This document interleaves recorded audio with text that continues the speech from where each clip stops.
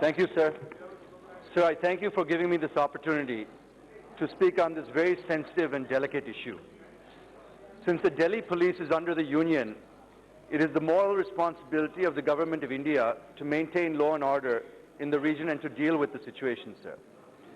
Sir, at the outset, on behalf of the Telugudesam Party, I condemn the riots and subsequent violence that have taken place in some parts of northeast Delhi, which primarily happened due to the non-clarity and the fear among the people on the CAA, NRC, and NPR exercise, sir.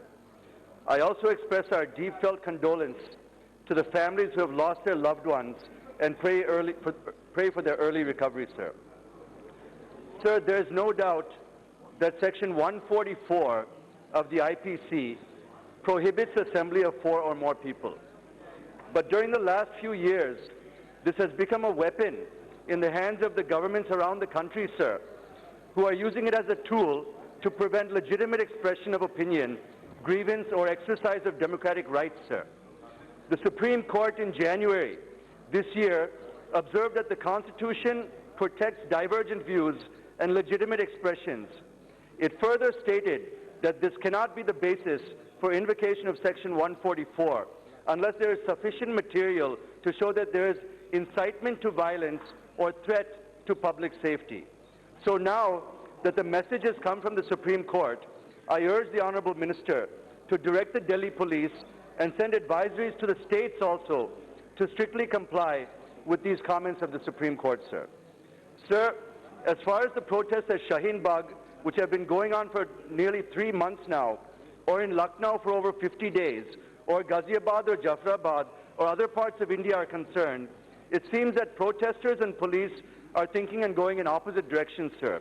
But they are behaving themselves for the most part, sir. Taking advantage of this, external forces, sir, are adding fuel to the fire and trying to disrupt the peace. This needs to be understood by the Delhi police and the Home Ministry. They have to start their approach and action from that angle, sir. This, I am sure, will help solve the problem. Sir, we have seen the results of provocative speeches in the recently concluded elections. The Honourable Home Minister himself is on record repenting that provocative speeches cost them dearly in the Delhi elections. It is immaterial who has made these provocative speeches. Sir, I only urge the Honourable Home Minister that any provocative speech which incites violence has to be addressed with a firm hand, sir. Sir, it is not that the government has brought amendments to the Citizenship Act for the first time. Amendments have been made earlier also, but this time the suspicion has been raised as if it is only for the non-Muslims. Combining the CAA with NPR and NRC is creating a fear psychosis amongst the Muslim community that they would be left stateless, sir.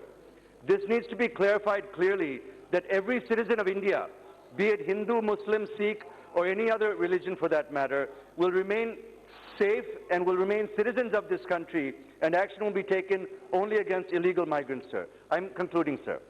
Sir, not only Muslims, even non-Muslims have cause to worry about this, sir. What happens to the non-Muslims who are unable to prove that their citizenship and also unable to prove that they're from the 3 countries mentioned in the CAA? I feel that if the entire process is not meticulously handled, it can lead to almost a demonetization of citizenship, sir. It is not only Muslims, but also non-Muslims who have reason to fear, sir. So, sir, it's the poor that have reason to fear, sir, the people who don't have the right documentation.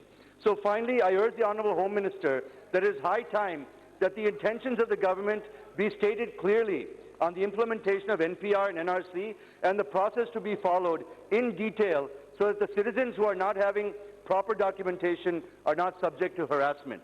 And the type of proof that is allowed should also be reasonable, sir. To extinguish the flames of fear, please provide clarity with details on the process to be followed. If there is nothing to fear, please provide us this clarity. I hope the Honourable Home Minister will pay serious attention on the issues raised by me and take appropriate action to bring harmony, peace and tranquility to the country. Thank you, sir.